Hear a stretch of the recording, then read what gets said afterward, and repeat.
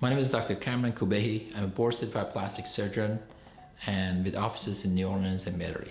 I have a lot of patients that have a concern about their private part, vaginal area, and in some area that are difficult to discuss with your physicians.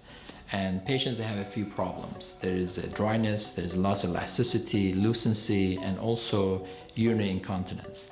And I offer these patients two different approaches, surgical and non-surgical.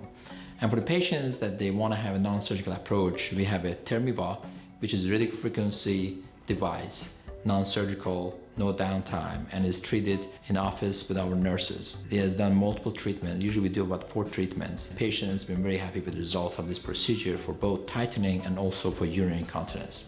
And the other option is that using a FemTouch. FemTouch is the CO2 laser, and the probe goes inside the vaginal for tightening the tissue and also for outside. For that one, we have about 3 days of downtime, but it's non-surgical, and the patient will be very happy with the result. And for some patients, I combine both FemTouch and Thermiva, and we alternate them to give the best possible result for both tightening it and also rejuvenating the tissue. There are patients also that had a vaginal delivery and they had the episiotomy. They have a lot of lucency and would like to have a tightening of the vaginal orifice. And for those patients, I offer vaginoplasty, which involves surgical approach to tighten the muscle, and also I do some fat graft at the same time.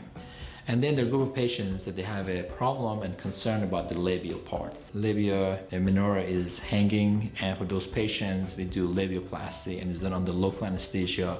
It is surgical approach, but it is done under local anesthesia in the office. And if you want to have more information, please visit us on our website or contact us through the office number 504-779-5538 and follow us on Instagram.